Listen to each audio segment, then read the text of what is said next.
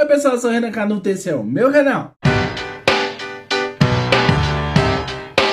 Seja bem-vindo a mais um vídeo do canal. Dando continuidade, vamos assistir hoje o episódio 2 de Arquivo Oculto, terceira temporada, tá? O episódio chama O Mistério da Abdução de Travis Walton. Dessa pessoa, vamos ver como é que foi isso aí. Mas antes, vou pedir pra você que tá chegando aqui agora, se inscreve no canal pra ajudar a crescer esse número de inscritos e me ajudar a pagar meu aluguel. Deixa o like no vídeo, isso ajuda o vídeo a crescer, impulsiona, vai pra mais pessoas. Então deixa o like se você tá vendo, para o vídeo agora e dá um like, por favor. E comenta aqui embaixo o que você tá achando dessa saga de Arquivo Oculto, se você gosta. E também se você quer ver outro conteúdo aqui, tá? Pode comentar aí pra mim. Sem mais delongas, vamos ver do que se trata. O negócio de alienígena já chama minha atenção, já gosto, tá? Já acredito. Inclusive, comenta aqui se você acredita também, porque eu acho que a gente não tá sozinho nesse mundo não, é muito grande. Quer dizer, o mundo sim, no caso. Não, pessoas, mas eu falo assim, ETs no universo, o universo é muito grande, né? Então, eu não gosto de falar sobre isso também, porque o universo me deixa meio ansioso demais. Em pensar que a gente é muito pequeno, sabe? Enfim, deixa pra lá. Vamos ver o episódio. Que papo torto do c... Na noite de 19 de setembro de 1961, Barney e Betty Hill voltavam de carro da sua lua de mel quando eles repararam em um ponto luminoso no céu de New Hampshire, nos Estados Unidos. Ai, meu sonho, sabia? Ver alguma coisa de ET, algum ponto... Direto assim, eu paro da janela e fico olhando. Ai, eu queria tanto ver, assim... um ET, alguma coisa, uma luz, uma coisa, um negócio. Inicialmente, eles pensaram que pudesse ser um satélite, mas a luz começou a se mover de uma forma inusitada. Com a ajuda de binóculos, eles avistaram uma nave espacial com janelas. Olha e só. Através delas, era possível ver entre 9 e 11 criaturas cinzentas, sem pelo e com olhos e crânios imensos. Numa coisa mais pop, né? O que o pessoal mais conhece de ET, né? Eu, na verdade, conheço como cinza e tal, mas... Cinza não, verde, mas cinza também é muito comum. Mas sempre careca, cabeçudo, né? Sem pelo. Assustado, Já podemos falar que eu não sou um ET, né? acelerou em disparada. Ou será que eu sou? Mas a nave os perseguiu fazendo movimentos de zigue-zague. De repente, eles ouviram um apito vindo do porta-malas e sentiram um formigamento pelo corpo. Tudo ficou em silêncio. Barney e Betty haviam sido abduzidos. Ai, que legal. Nossa, como eu queria. Como eu queria vir aqui com um vídeo pra vocês. Gente, foi abduzido. Agora eu vou contar pra vocês qual é a sensação e o que acontece. Nossa, meu sonho. Tomaram a consciência, eles pensaram que toda a experiência não tinha durado mais do que alguns segundos. Mas, na verdade, eles tinham dirigido por cerca de 55 quilômetros sem nem perceber. Dias depois, os Hill procuraram o Isso que é ruim, né? Inclusive, se algum ET estiver assistindo isso aqui, quando for me abduzir, deixa eu saber como foi. Não apaga minha memória, assim. Quero saber como psiquiatra foi. e neurologista Benjamin Simon para realizar sessões de hipnose regressiva. Eita. E foi assim que eles relembraram tudo que aconteceu dentro daquela nave. O caso... Mas tá aí. Eu sou uma pessoa muito cética, tá? Eu preciso muito saber, ver pra acreditar. E eu não acredito em hipnose, tá? Eu sei que existe e tal, que ajuda pessoas, mas eu não sei. Eu acho que o cérebro é muito inteligente, sabe? O cérebro, ele pode fazer qualquer coisa, gente. É babado. O Rio Então, é um dos mais famosos da ufologia. Comenta aí pra eu saber. Mas não é o nosso assunto de hoje. Então se prepare para o teste de polígrafo e vem descobrir o que eles têm a ver com esse episódio de hoje do Arquivo Oculto. Nem tá vendo nada, foi só pra atuar mesmo. Hoje, Alexandre Achei, o guru do Himalaia do canal Paranormal Experience, e o professor... O legal do Arquivo Oculto que eu tenho que comentar é isso. Ela sempre traz pessoas bem legais, assim, que eu não conheço... E que eu posso passar a conhecer e gostar do conteúdo, né? Breno Martins vão embarcar na nave da vovozinha para me ajudar a desvendar o caso Travis Walton, o episódio de abdução mais bem documentado da história. Caraca, que legal. E eu não conheço. O dia 5 de novembro de 1975 era uma quarta-feira normal, de trabalho pesado para o madeireiro Mark Rogers. Ele havia ganhado uma licitação Divulgação do livro Fogo no Céu, a verdadeira história de uma federal para podar pequenas árvores na Floresta Nacional Apache City Graves, no Arizona, Estados Unidos. Foi ele que montou e liderou o time de outros 6 madeireiros: Kenneth Patterson, Steve Pierce, Dwayne Smith, Allen Dulles e seus cunhados, John Goulet e Travis Walton. Caraca, uma galera. Por e volta o principal da história é esse Travis, né? das 18 horas, quando o sol já estava se pondo, eles decidiram ir embora. Colocaram todos os equipamentos na caminhonete e embarcaram de volta a Snowflake, a cidade onde eles moravam. Pelo caminho, eles avistaram uma luz radiante por trás das nuvens e, suspeitando que pudesse ser um incêndio ou um acidente de avião, decidiram desviar de rota para conferir de perto. Chegando lá, eles descobriram que não era um avião nem um incêndio. Para espanto Era de o todos, quê? O que era? era uma nave espacial flutuando no ar. Fire in the Um Sky. disco de metal com cerca de 2,5 metros de altura e 6 de diâmetro. Travis Walton, de 22 anos, que estava no banco do passageiro, saltou do carro mesmo contra a vontade dos seus colegas e foi ao encontro da luz. Foi ao encontro da luz. Mike, Kennedy, Steve, Dwayne, Allen e o Travis. Ó, o nome dele é Guru do Himalaia, a função é apresentador, criador do conteúdo e co-host do maior podcast de espiritualidade livre do mundo, Paranormal Experience. Eu amo esses temas de paranormal, essas coisas, então com certeza eu vou saber e vou procurar mais conteúdo dessa pessoa, tá? Alexandre Ash. Função apresentador, criador, conteúdo, blá blá blá blá blá blá, os caçachemes. Ale e Guru, onde vocês estavam no dia 5 de novembro de 1975? Eu não tinha nascido ainda, tá? Minha irmã tava nascendo, ela nasceu em agosto de 75. Ah, eu tava em outra dimensão, com certeza absoluta. Aqui eu não tava. Um lugar melhor? Bem melhor. Ai, foi decaindo então. Foi, a Terra é uma prisão. É uma prisão. E você? Nossa. Eu estava encarnado. Tava encarnado? Estava. Você já tinha nascido? Em outra vida, sim. Como você sabe? Regressão. Ai, que medo. Nossa, que medo. Eu não acredito, tá? Mas eu tenho medo. Vidas passadas. E você tinha quantos anos na época? 18. Então você sabe que você se torna um suspeito se você tava vivo nessa, mesmo que seja suspeito de outra encarnação. Sim, mas eu estava vivo Sai fora, papo No Egito. torto, eu, hein? no Egito. Meu Deus, e o que você fazia no Egito nessa época? Eu era um artesão. E era legal? Então, segundo as minhas Olha a terapias cara do menino aqui do lado, tá de passado. regressão de vidas passadas, eu tive uma morte bem traumática nessa época. Ai, gente. E que isso se reverbera até Brincar de hoje em dia. mim. Então você passou por uma experiência de hipnose regressiva, alguma coisa assim? Igual o Travis Walton passou também, né? Exatamente. Simulação. De repente, o disco começou a fazer um barulho estranho, parecido com uma turbina.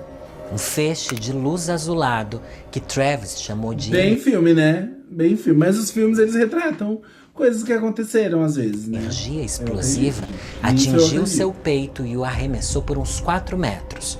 Com o impacto, seu corpo chegou a quicar no chão. Assustados, pensando que Travis estava morto, os outros 6 homens aceleraram o carro de volta para a estrada. Somente depois de uns 15 minutos, Mike, que dirigia o carro, decidiu voltar porque não podia deixar seu amigo para trás. Eu deixava. Mas era tarde demais. Gente, Sem louco, sinais do corpo de Travis ou do disco voador, eles foram embora mais uma vez desesperados. No caminho, eles usaram um telefone público para ligar para a polícia. O policial que atendeu o caso foi o delegado Chuck Ellison, que notou que todos estavam bem abalados.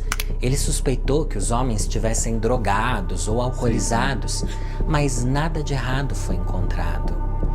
Quando falaram que Travis foi atacado por um OVNI, Chuck chamou seu supervisor, Marlin Gillespie, que foi até a floresta e também não encontrou nada. Autoridades do caso, Chuck Os e Marlin. policiais, mesmo sem acreditar na história, organizaram as buscas com cães farejadores e helicópteros, porque com ou sem disco voador, Travis realmente estava desaparecido. Entendi, porque na verdade não faria muito sentido buscar OVNI com cachorro, né? Porque o cachorro não voa. Teria que ser contratar umas águias, né? Do FBI aí, pra poder fazer. Ó, o Travis. Ufólogos Então vamos lá, recapitulando até aqui pra ver se eu entendi que eu tenho que fazer essas coisas, tá? Pra poder pegar a história. Era um grupo de amigos, né? Uns 6 aí, 7 rapazes que tava num carro indo pra algum lugar. E aí ocorreu tudo isso. Esse Travis foi meio que abduzido, jogado, e aí voltaram pra buscar ele. E aí agora estão procurando ele porque ele está desaparecido. Mais da imprensa Ok. e outras pessoas da pequena cidade se juntaram às buscas. A polícia chegou a Uma coisa usar muito comum na medidor. época, né? Eu acompanho a Jaqueline Guerreiro, não sei se vocês conhecem. Nossa, há muito tempo já. E ela faz vídeos de true crime, contando true crimes. E eu gosto muito, assim. Às vezes vou limpar a casa e boto o vídeo dela pra ficar ouvindo, assistindo e tal. E ela sempre fala que naquela época eles se juntavam muito às cidades, né? Assim, as cidades eram menores, então eles se juntavam bastante pra se ajudar quando sumia uma criança, alguém, assim, pra poder fazer busca. Hoje em dia, né, no mundo atual em que vivemos, isso não acontece mais, eu acho. De radiação Mas na é legal. floresta e detectou altos níveis radioativos. Seria esse um vestígio da visita extraterrestre? Seria. Professor Leonardo Martins, cientista, doutor em psicologia, cientista, escritor e professor colaborador do Instituto de Psicologia da USP. Ótimo. Então ele estuda bastante, cientista. Os extraterrestres, eles ocupam um lugar que para muitas pessoas está um pouco esvaziado em relação ao mistério. Então, inclusive, quando a gente estuda religiões que cultuam extraterrestres, muitos desses membros são desigrejados. São pessoas que eram de outras religiões tradicionais e foram se desencantando, foram perdendo interesse por essa ou aquela razão e, no fim, acabam encontrando ali nos extraterrestres uma chance de reviver isso com um ar mais moderno, que faz mais sentido para elas. Nossa, qual que é a religião dos extraterrestres? Quero saber. Se você que me assiste comenta aqui que eu quero saber. É o que? UFO? Gosto? Durante as investigações, a polícia descobriu que Allen Dulles, o encrenqueiro do grupo, e o Travis tiveram uma discussão na... Então, essa pessoa aqui, ela é completamente suspeita, né? Completamente. Foi aí que as autoridades e a família Walton começaram a suspeitar dos 6 homens. A hipótese era de que Travis estava morto e que eles estavam encobrindo o crime e o corpo com essa história de abdução. Os 6 madeireiros, então, fizeram testes de polígrafo. 5 deles passaram de forma favorável. Nossa, esse negócio de teste de polígrafo na época do ratinho, quando eu era criança, tinha tanto, né? Era um ratinho, não era? Exceto um, que teve o resultado inconclusivo. E se você tirou sua carteirinha de investigadora no mesmo curso que eu... É, o menino que brigou com o menino. Você já deve suspeitar quem foi, né? Além deles, se soltou da máquina antes do teste terminar e não concluiu a sequência das perguntas com precisão. E aí, por conta E o que dessas vocês acham? coisas que acontecem, as pessoas falam, não existe ET. Foi o cara que sumiu com o outro lá, entendeu?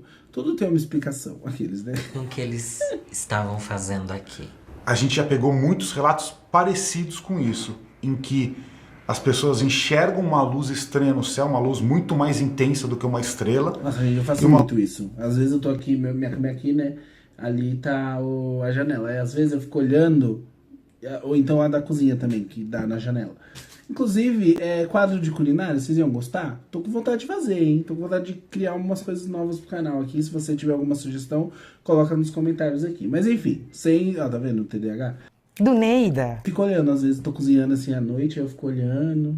Eu queria muito ver uma luzinha, só torcendo pra passar uma luzinha assim. Nossa, eu queria muito, muito. Uma luz que tem um movimento errático. Um dos motivos para a gente entender que esses seres são vistos como superiores é justamente eles ocuparem esse lugar que tradicionalmente vem de seres sobrenaturais que estão aqui para nos ajudar, para nos guiar.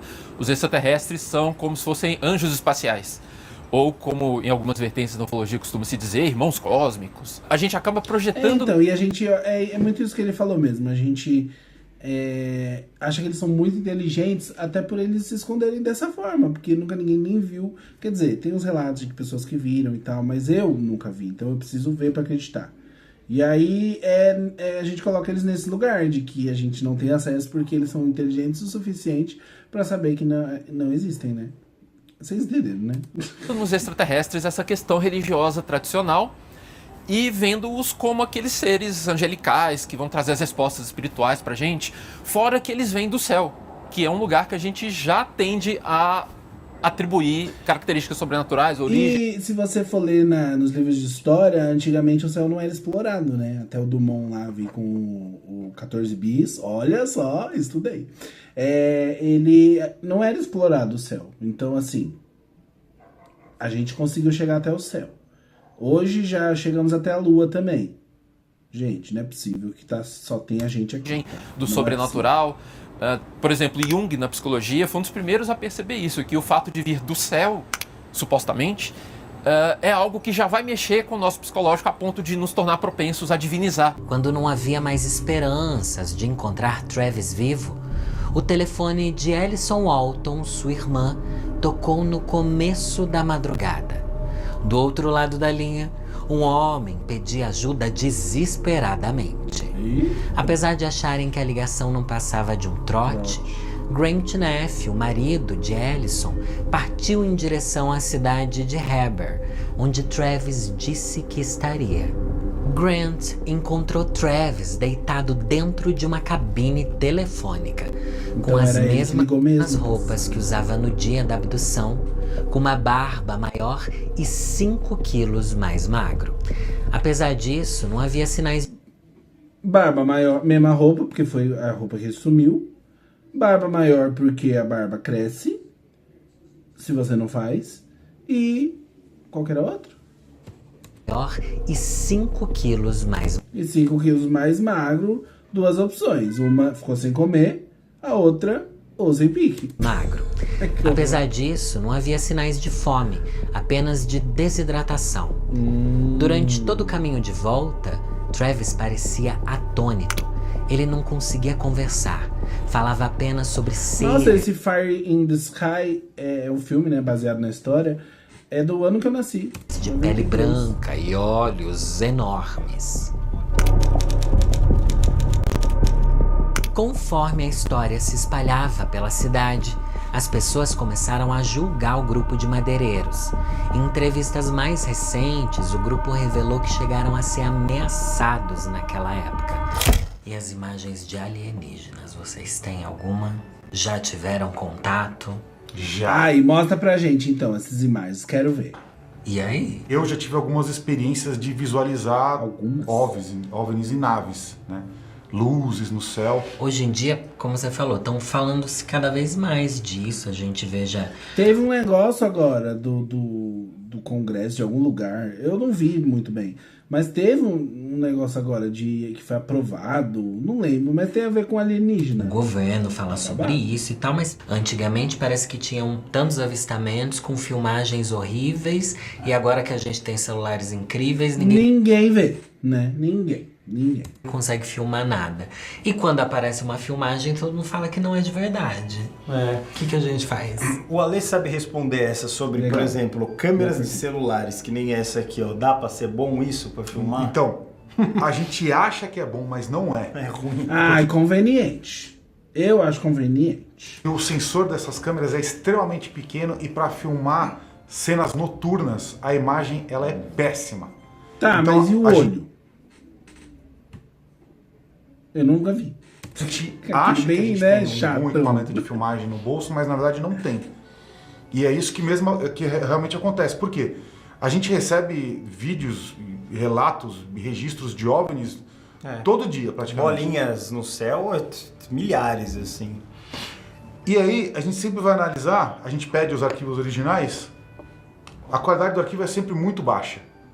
Para ter qualidade mesmo, para a gente conseguir mensurar algo, né, ter um material de credibilidade, a gente teria que filmar com uma câmera profissional. Né? Que aí sim, a gente teria um sensor adequado, uma captação de luz. Né? A melhor referência Faz que sentido, acho que é mais na pegada de, por exemplo, quando a gente vai filmar a lua. Ai, nossa, a lua tá mó linda pra gente.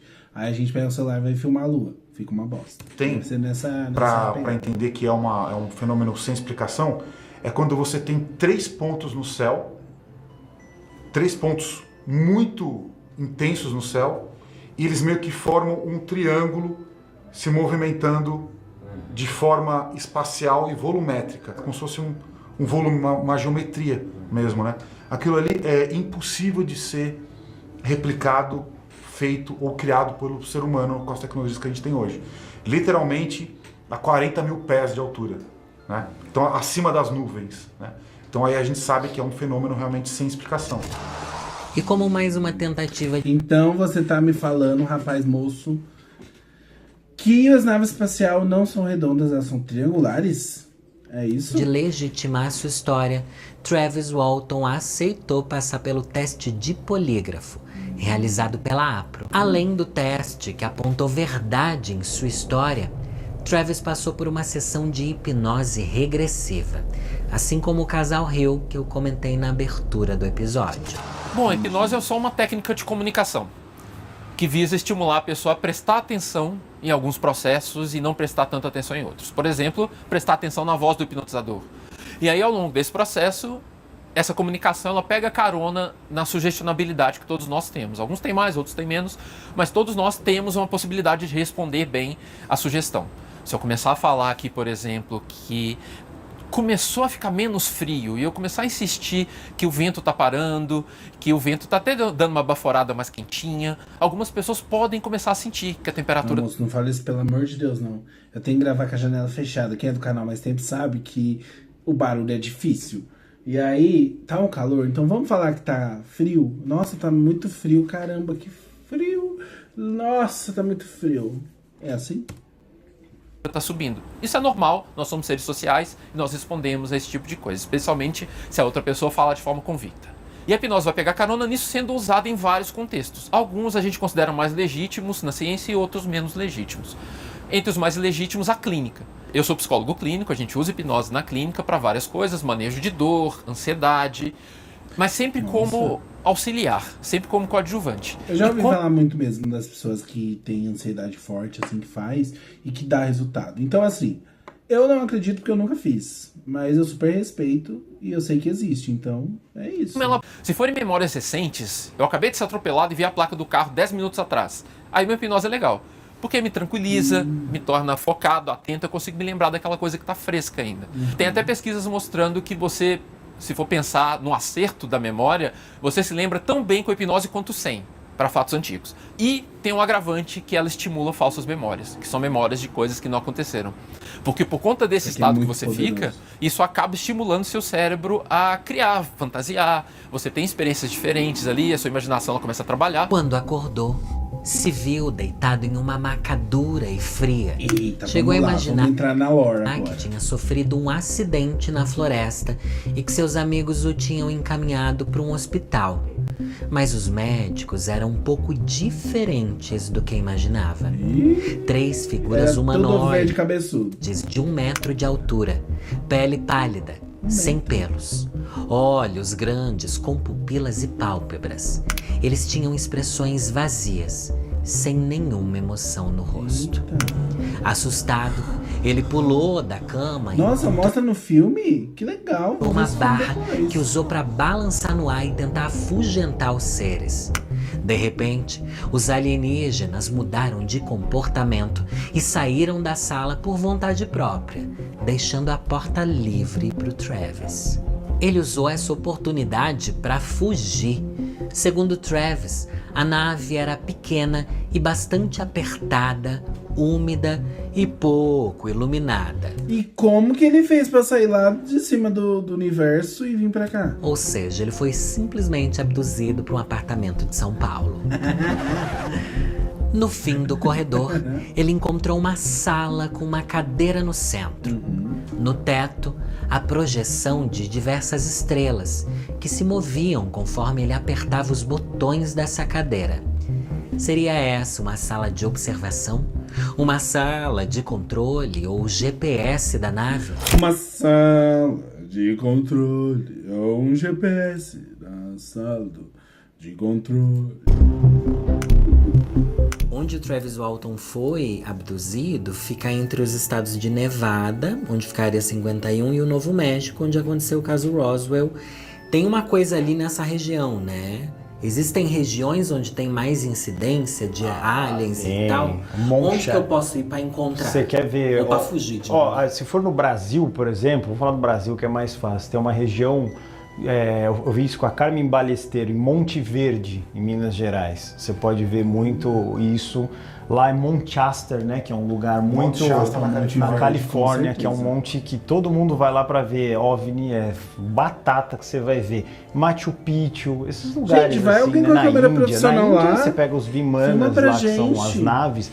Tá escrito nas escrituras sagradas indianas, eles falam de OVNI no Himalaia como a gente conversa de carro aqui. Se você falar que não acredita, aí você é maluco. De repente, uma figura alta, musculosa e loira, um verdadeiro nenenzão, entrou na sala e buscou Travis Walton. Então você tá me dizendo, Lorelai, que tem ET padrão? É isso?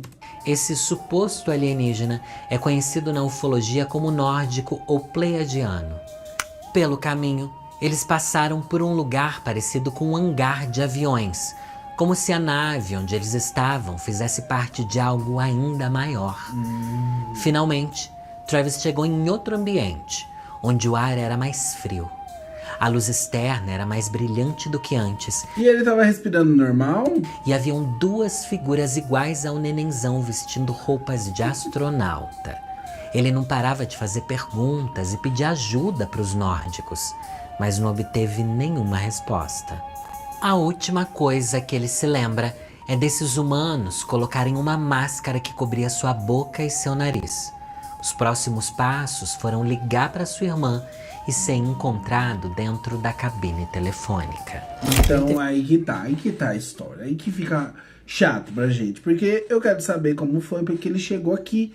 Muito fácil, né? Você simplesmente dormir e acordar aqui, né? Mas tem uma experiência muito impactante que ele conheceu os famosos Grey, né? Que são os aliens mais clássicos, o cabeçudo e tal. O que os Greys queriam fazer com o Travis? O que a gente entende é que os Greys, eles seriam uma espécie de raça operacional. O que isso quer dizer?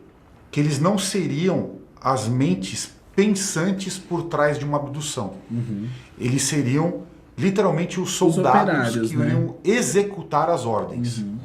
Tanto que o próprio Travis Walton encontrou com outros seres dentro da nave. Então, os seres que o carregaram, que fizeram as experiências físicas, seriam esses Greys. E é igual a gente ou até além, tipo, são pessoas diferentes, são espécies diferentes, tem os animais, entendeu? Acho que é mais ou menos. Mas aí, em determinado momento, quando ele se desespera disso, e começa a correr enlouquecidamente e ele fica muito agressivo dentro da nave, ele é confrontado por um outro ser alienígena, que aí sim, ele é muito parecido com um humano, né? E que ele consegue tranquilizar o Travis Walton só com a presença. O caso é considerado o mais bem documentado da história. O problema é que não existem tantos documentos assim. Na verdade, as únicas provas são os depoimentos dos 7 homens e os testes de polígrafo. Aí fica difícil, né, Lori? Aí fica mais difícil, né? Qualquer um pode chegar lá e falar, entendeu? E confiar em naquela época os testes de polígrafo era muito bem visto, né? Mas não deixa de ser uma máquina, né, gente? Homem não é lá a coisa mais segura do mundo, né, gente? A questão é que o detetor de mentiras, ele não é confiável.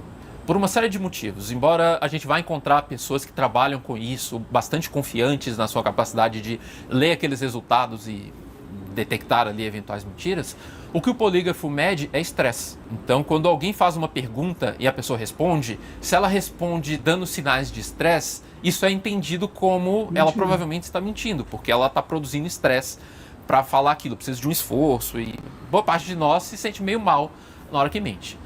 Só essa explicação já sinaliza alguns pontos fracos. Maior parte de nós se sente mal. Tem uma pequena parcela que gosta. Primeiro que muitos de nós não se sentem mal Eu ao conheço mentir. alguns.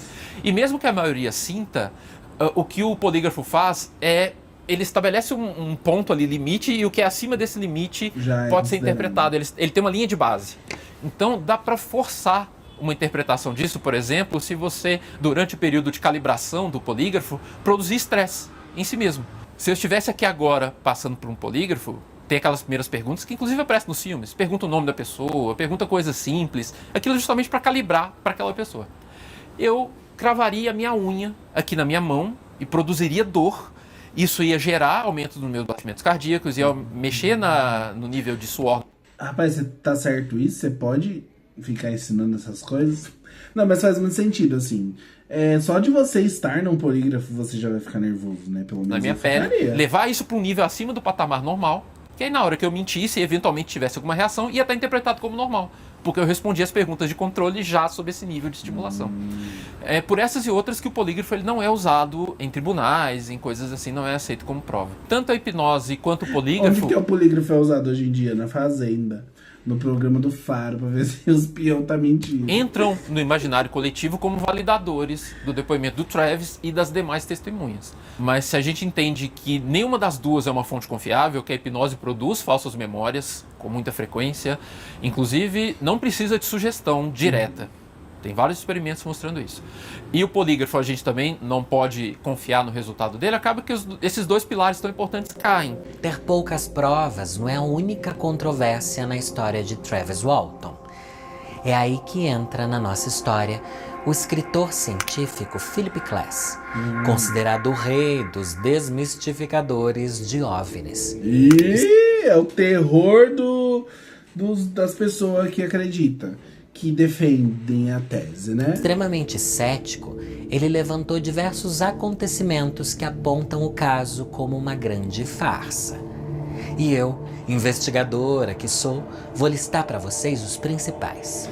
Quer ver? Agora que as coisas vão ficar mais claras. Para começar, Travis Walton já tinha um histórico de fraude.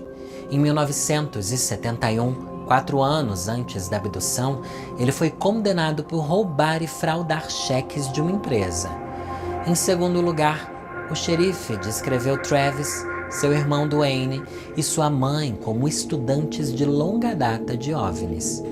Mais tarde, seria descoberto que Travis e sua mãe haviam combinado que, se um dia eles vissem um OVNI, eles ficariam embaixo da nave porque não podiam deixar essa oportunidade passar. E supostamente foi isso que Travis fez, né? Outro fato envolvendo a mãe de Travis intrigou as autoridades. Eles ficaram chocados com a calma que ela recebeu a notícia da abdução do filho. Tudo combinado já, tudo cotado já. Ela chegou a comentar que não era preciso se preocupar porque em breve seu filho estaria de volta. Philip também descobriu que Travis e seu irmão assistiram, 2 semanas antes da sua abdução, a um especial da rede de televisão Dia TV. Mentira, né, gente? Um especial da NBC, The UFO Incident, que contava a história do casal Hill, que eu citei no início do episódio. O casal é conhecido por ser precursor na hipnose regressiva relacionada a experiências alienígenas. E o que torna isso mais concreto, de que talvez não seja verdade, supostamente, é que a história dele, do Travis, é muito parecida com a do casal, né? E os Então, primeiros isso, a descreverem as características de um extraterrestre classificado como um Grey. E Olha, aí isso que- você pensa, tem uma notícia de um casal que ficou super conhecida por causa disso.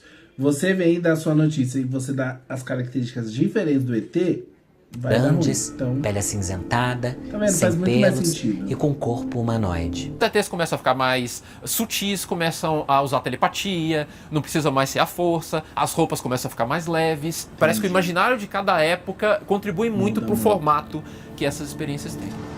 Certo. bom, pra mim o ET, como ele é verde, com olhão grandão, ele não usa roupa, porque ele é tão evoluído a ponto de não precisar usar roupa, tá? Que mais? Eles são inteligentes, normalmente eles têm o dedo grande com a bolinha na ponta, assim. Eu imagino desse jeito, tá? Sabemos que Travis e sua família Conta pra são mim como que você imagina ser um ET. E se você já viu, comenta como é. Quero saber. apaixonados por OVNIs. Mas até eu também seria suspeita, né, gente? Philip Glass descobriu mais um detalhe que reforça sua teoria sobre uma fraude financeira. O contrato florestal que Mike Rogers venceu previa uma multa de $2.500 caso o serviço não fosse cumprido dentro do prazo. Eles estavam prestes a perder o contrato.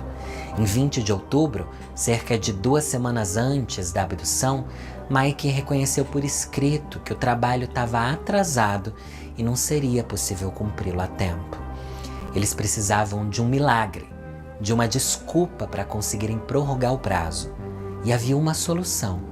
O contrato incluía uma cláusula de força maior, ou seja, caso algum imprevisto como tempestade, furacão, Abdução. raio, guerra, greve, sei lá, acontecesse, as multas seriam ignoradas. No caso de Travis e Mike, a força maior veio de outro planeta.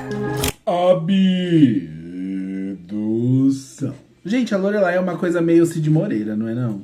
É Cid Moreira o nome do... Histórias que o povo conta. Só que vocês conheceram o Travis Walton. E? Ele esteve frente a frente com vocês. Sério? E aí? Como é que foi conhecer o Travis Walton? Todo o contato que eu tive com o Travis, ele me pareceu extremamente sincero, verdadeiro. Me pareceu uma pessoa bem amargurada, machucada com esse caso. Ele disse pra gente que é um trauma que ele tem, é quase como se ele fosse um veterano de guerra que passou por uma situação extremamente traumática e que ele tem sonhos ainda perturbadores com relação a isso. Então assim, não foi uma contribuição positiva para a vida dele. Muitos pensam que foi, porque ele talvez tenha ficado famoso, tenha... Tem filmes sobre ele. Pois é, mas o que ele fala é que não. Né? Mas assim, se eu tô aqui nesse cenário aqui, eu também tô nervoso. Se colocarem aqui, vai dar alguma incoerência comigo, que é muitas lâmpadas, muito não sei o que, mas às vezes eu tô falando a verdade. Então, Não dá pra levar a sério mesmo, porque a gente sabe que tem serial killer que passa por essa máquina e ninguém descobre que é serial killer, porque depende de você estar nervoso ou não, né? Tanto é que isso é bem Gente, se escolhido. fosse verdade mesmo, vocês acham que eles iam permitir que usasse essa máquina em programas de televisão? Sério mesmo? Vocês acham mesmo que se fosse verdade, eles permitiriam? Seria um negócio muito sigiloso, sabe? Credo, que bicho feio. Seria um negócio muito sigiloso e tal. Travis contou Não ia em ser assim. detalhes sua experiência com os alienígenas no livro Fire in the Sky, The Walton Experience. O livro, de mais de 400 páginas, serviu de inspiração para o filme Fogo no Céu, de 1993. E se você já viu o filme, você deve ter encontrado diversas diferenças com a nossa história, né? Isso porque a Paramount Pictures achava a história original muito confusa e muito parecida com outros relatos sobre alienígenas. A solução foi pedir para os roteiristas deixarem a história mais provocativa. Então, eles incluíram casulos, sondas e um Travis Walton sem roupas. Atualmente, Travis Walton tem 71 anos. Olha, ele tá até hoje aqui, passado. Olha o cabelo belíssimo. Faz palestras e participa de convenções sobre OVNIs. Ele tem até sua própria conferência chamada Skyfire Summit. Quais são os filmes que, para as pessoas entenderem o universo dos aliens, eles têm que assistir? Filme, série? O Ale é muito bom de filme, mas um classicaço absoluto é o ET do Spielberg. Ele é um Grey, por incrível que pareça. Ele é um Grey pequenininho, super legal e interage com as crianças. Ele faz as plantas crescerem. Posso confessar uma coisa pra vocês? Eu nunca assisti ET, sabia? Eu conheço só pelo que as pessoas falam e os cortes e o que existe. Nunca vi. É positivo, Deveria, é um Grey vocês legal. acham? O ET é um clássico. É um clássico. É, um filme que é bem legal também é Contato. É um filme bem interessante, porque ele traz muito do que a gente já observou em relatos, de que os seres alienígenas positivos, o que eles fazem? Eles entram em contato com as pessoas através de arquétipos e de figuras que essas pessoas reconhecem e que têm uma similaridade, uma afetividade. Então, pode ser um personagem de desenho, pode ser alguém que você tenha um carinho e que você se sinta segura. Literalmente para quê? Para que esse contato seja facilitado. Não gosto de pensar nessas coisas, tá? Me faz desconfiar de todo mundo. Até do Will, de vocês que me assistem.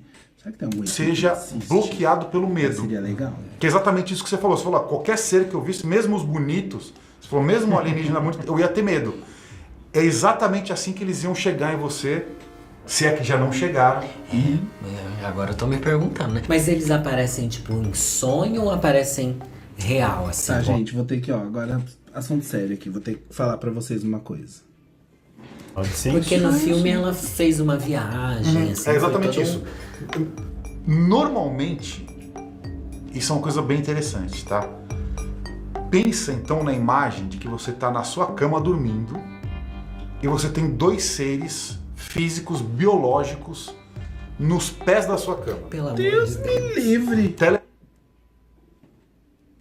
Telepaticamente, eles vão se comunicar através dos seus sonhos. Então você vai sonhar com quem? Com algum personagem da sua infância. Pokémon. Com alguém que você... literalmente isso. Com alguém que você goste. E eles vão transmitir essa mensagem através deste personagem que você se sente bem. Mas os seres, os Greys... Eles vão estar ali fisicamente. Vão estar ali, exatamente. Eu vou deixar a receita pra quem quiser fazer assistindo o seu programa. É assim, a receita, é sério isso. Gente, que medo, peraí, que eu quero fazer? Calma, peraí, vamos lá. Sim, foi falado pela maior conectora que a gente teve lá no programa. Você vai deitar na sua caminha, tranquilo, colocar o edredom assim e falar assim: escute a palavra pelas blogueiras. Eu estou pronto pro projeto Nova Terra. Será que eu faço? Eu estou pronto pro projeto Nova Terra, é isso? E você? Acredita na história do Travis Walton ou acha que tudo não passou de uma desculpa para atrasar a entrega de um trabalho? Aproveita e deixa aqui nos comentários. Você que me segue, deixaria de entregar um trabalho mentindo, falando que foi abduzido? Eu super faria isso. Peraí que ela tem uma pergunta aqui que eu cortei. Comentários. Qual foi seu episódio do Arquivo Oculto favorito sobre alienígenas? Eu não vou falar porque eu não me lembro, tá, Lorelai? Eu até vi alguns, mas não todos. Bom, o vídeo vai ficando por aqui. Se você gostou, deixa o like, se inscreve no canal e comenta muito pra ajudar no engajamento, fechou? No mais, vou deixando meu beijo e até o próximo vídeo. Nossa, queria muito ser abduzido, velho. Seria muito legal.